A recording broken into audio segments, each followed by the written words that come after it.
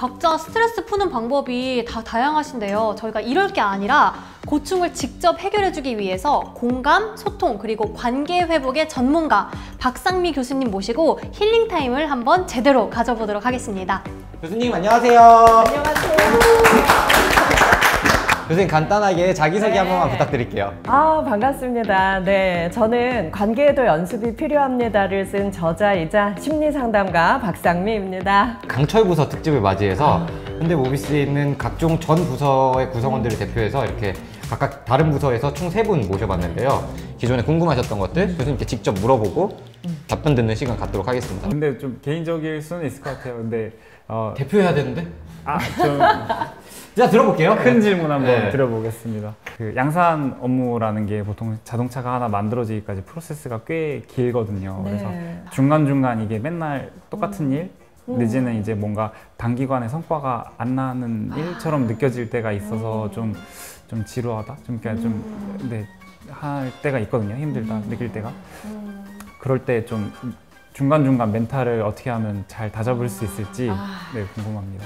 사실 직장 생활 하시는 분들 중에 단기간 목표를 잡고 단기간에 성취하고 또 단기간 프로젝트를 하고 성취하고 이런 일을 하시는 분들이 자존감이 좀 더 높아요. 그런데 연구원님처럼 프로젝트 기간이 길고 그 성과를 내는데 몇 년의 시간이 걸릴 경우는 스트레스의 강도도 그리고 그 과정에서 자존감이 하락하는 경우도 굉장히 많아요. 네, 그래서 이런 업무를 하시는 분들일수록 반드시 다른 취미생활이 있으셔야 돼요. 근데 그 취미생활만큼은 짧게 큰 기쁨을 느낄 수 있는 네, 그런 걸 하나 갖고 있는 게 좋은데요.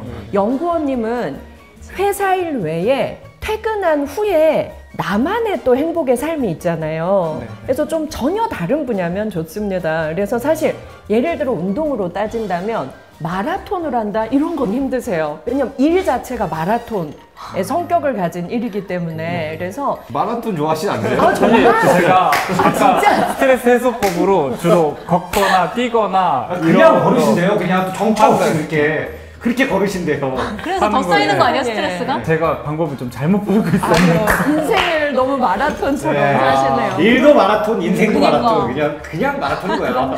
사실 머리를 많이 써야 되는 일을 하시니까 몸을 움직이는 취미생활을 가진 건 정말 잘하시는 거예요. 그리고 특히 햇빛 받으면서 야외에서 활동하는 게 이런 스트레스를 푸는 데는 가장 좋은 거거든요. 그래서 아주 잘 선택을 하셨어요. 그런데 내가 너무 이렇게 롱타임으로 뭔가 프로젝트를 하기 때문에 그런 야외에서 스트레스를 풀 수 있는 스포츠를 할 때도 좀 짧고 더 재밌고 쾌감을 느낄 수 있는 그런 종목을 하면 좀 더 스트레스를 많이 풀 수는 있어요. 그래서 그냥 목표 없이 정처 없이 걷는다, 그냥 한강을 뛴다 이런 것보다는 또 우리가 뭐 만들기 같은 것도 많이 하잖아요. 예, 그런 것도 짧은 시간 내에 뭔가 성취물을 딱 만들 수 있는 그런 걸 좀 해보시면 좋을 것 같아요.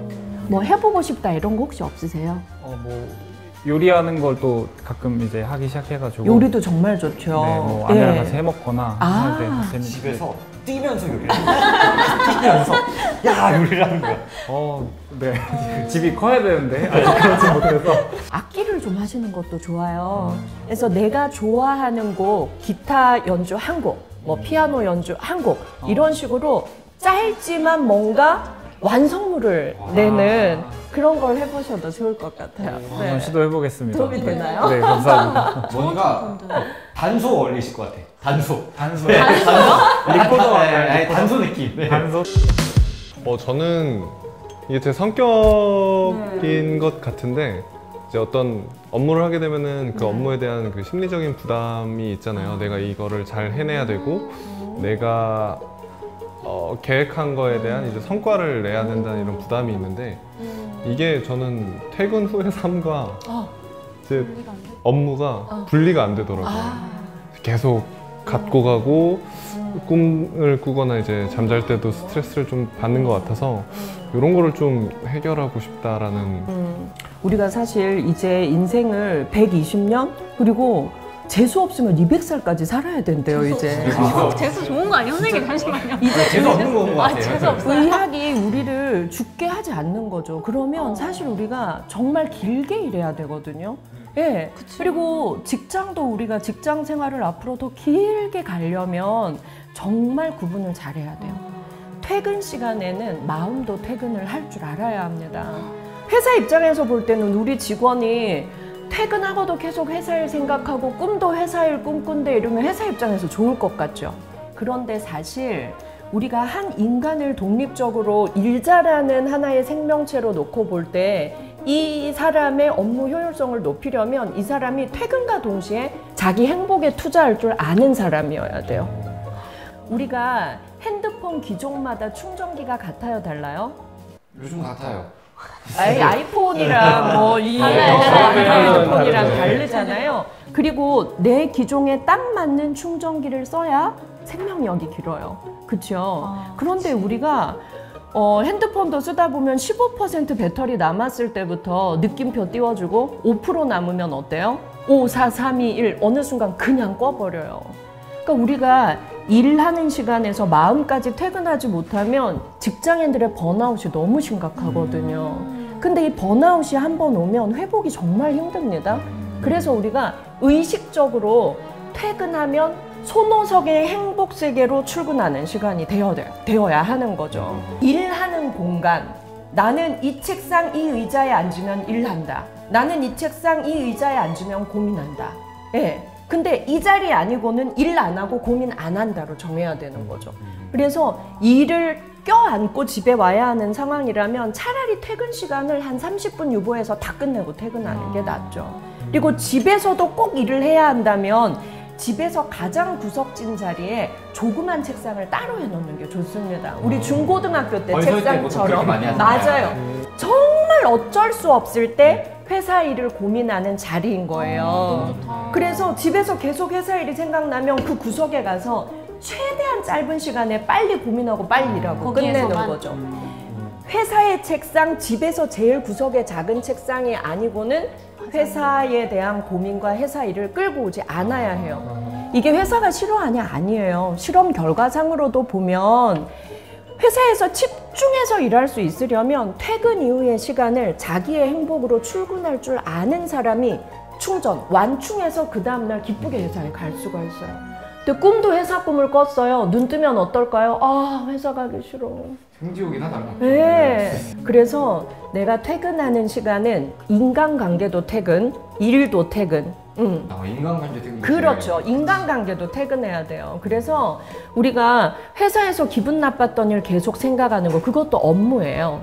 예. 그래서 내가 오늘 부장님 때문에, 팀장님 때문에 너무 속상한 일이 있었어요. 그래도 그 속상한 게 퇴근길에도 계속 생각나면, 아니, 회사에 대한 모든 고민은 어디서만? 정해진 책상, 정해진 의자에서만 하라 그랬죠. 내일 아침에 출근해서 그때 앉아서 고민하자.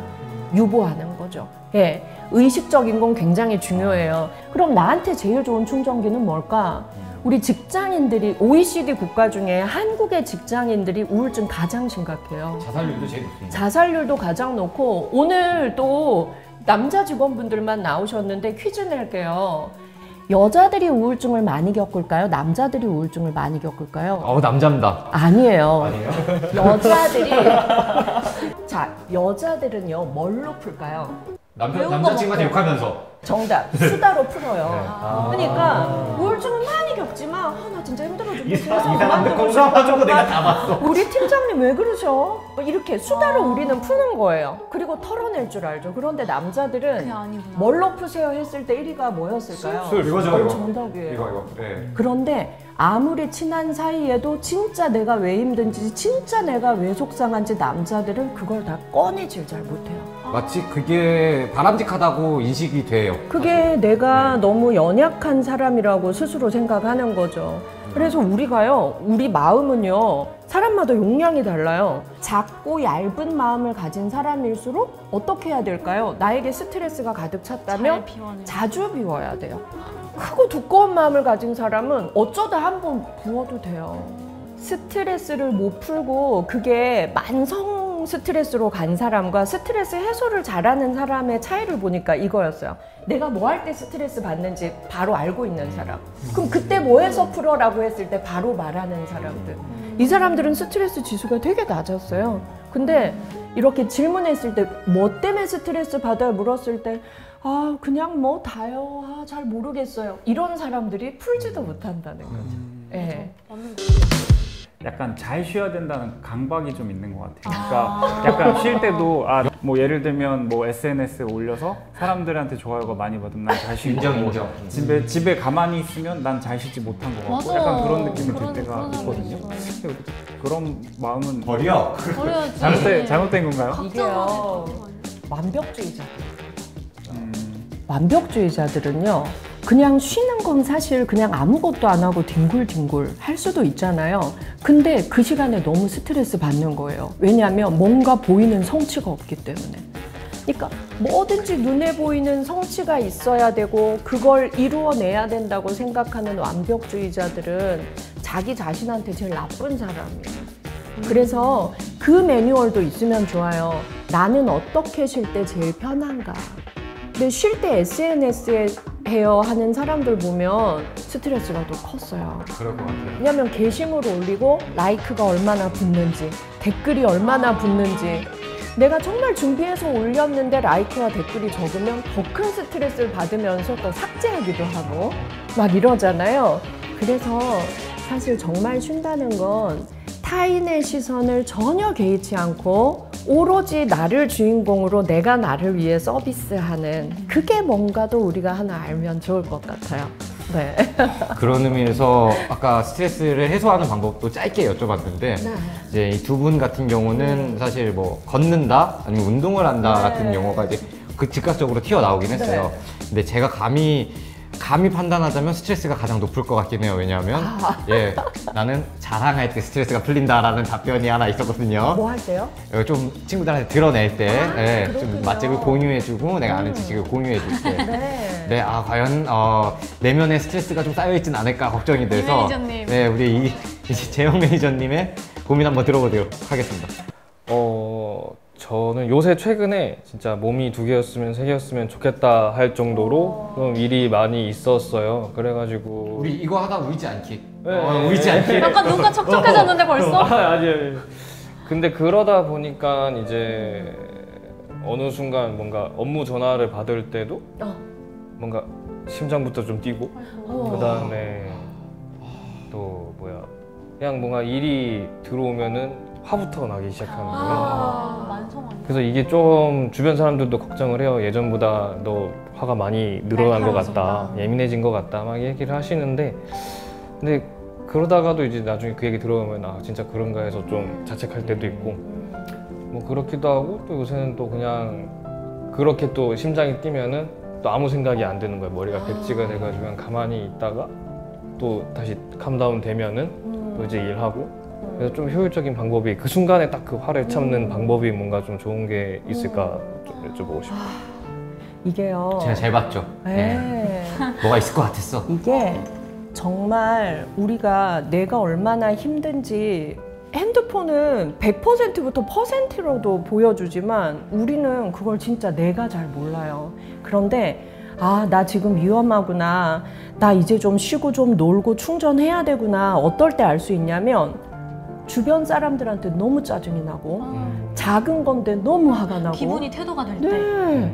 그런데 내 감정 조율이 안 되는 걸로 딱 우리 몸은 나한테 신호를 줘요. 너 쉬어야 돼. 너 지금 쉬어야 되는 거야. 예. 근데 이 감정 조율이요. 이걸 자꾸 내가 참다 보면 어디 가서 폭발하냐면 가까운 사람. 결혼하셨어요? 네.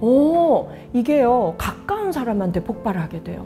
그래서 가까운 사람이 너무 상처를 받게 되는 거죠. 그러니까 예를 들면 이런 거예요. 여기에 스트레스가 완전히 꽉 차 있어요.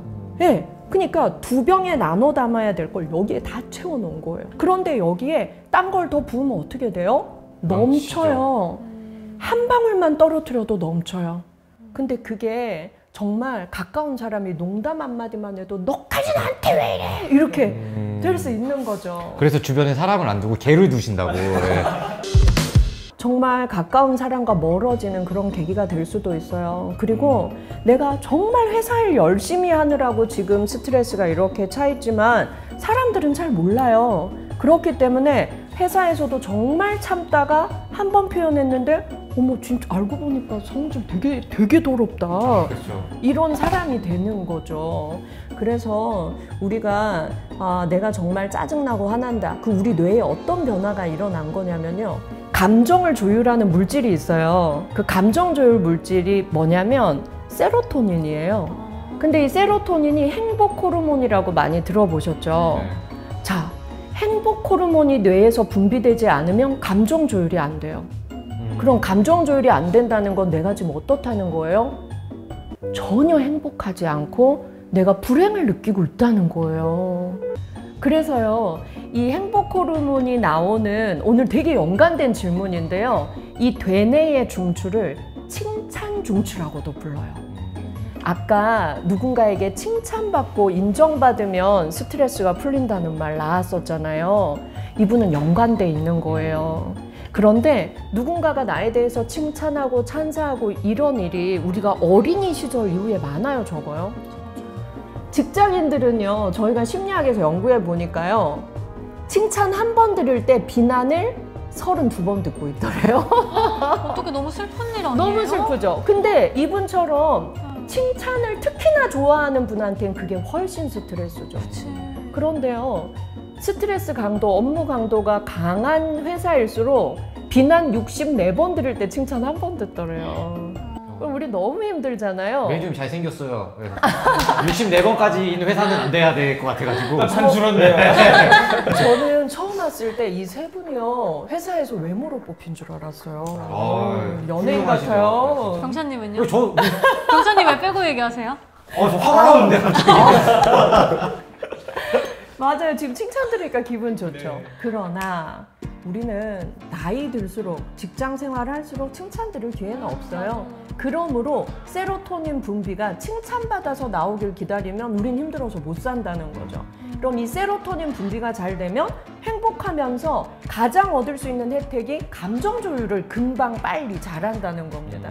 그래서 이 세로토닌이 많이 우리 뇌에서 자연스럽게 나오게 하려면 제일 중요한 게 20분이에요. 하루 20분. 하루 20분 무엇을 하면 우리 되뇌에서 하루에 필요한 행복 호르몬 세로토닌이 다 나올까요? 알았어. 햇빛. 햇빛 받으면서 이것을 하면 하루에 필요한 세로토닌이 다 나옵니다. 뭘까요? 산책. 야외 운동이에요. 그래서 뛰어야 하나? 아니었어요. 보니까 아주 천천히 뛰거나 빨리 걷는 것만으로도 햇빛 받으면서 20분이면 하루에 필요한 세로토닌이 다 나오니까 감정 조율이 되는 거예요. 그리고 또 나오는 때가 있어요. 뭐 할 때 세로토닌 나올까요? 한번 다 말해보세요. 밥 먹을 때 맛있는 거 먹을 때. 세상에. 내가 제일 정답을 다 좋아하는 알고 음식이 있었네. 뭔가 알고 있어야 돼요. 뭐 먹으면 스트레스 풀려요? 하나만 말해보세요. 너무 많아가지고 하나만. 돈가스로 할까요? 돈가스. 네, 뭐 먹을 때? 저는 술하자. 술, 예. 술 중에 뭐? 소주. 소주? 뭐 먹을 때 스트레스 풀려? 전 요새 그런 게 없어졌어요. 그러니까 힘들지. 막 누가 야, 건들면 울기 막 없기. 우리 모습 울기 없기. 울어도 돼요. 울어도 돼요. 왜냐하면 우리 몸에서요, 스트레스 호르몬이 코르티솔인데요. 코르티솔이 몸 밖으로 배출이 잘 안 돼요. 그래서 이게 몸속에서 염증이 되거나 종양이 되기도 해요. 그런데 엉엉 울 때 눈물을 통해서 꽤 나와요. 우세요. 제가 안아드릴게요. 울어도 돼요. 네.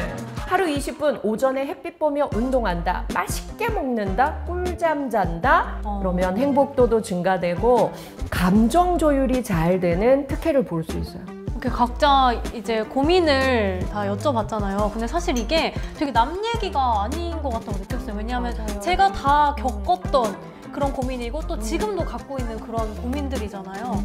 그래서 저도 되게 들으면서 막 그렇구나 이러면서 계속 이렇게 듣고 있었어요.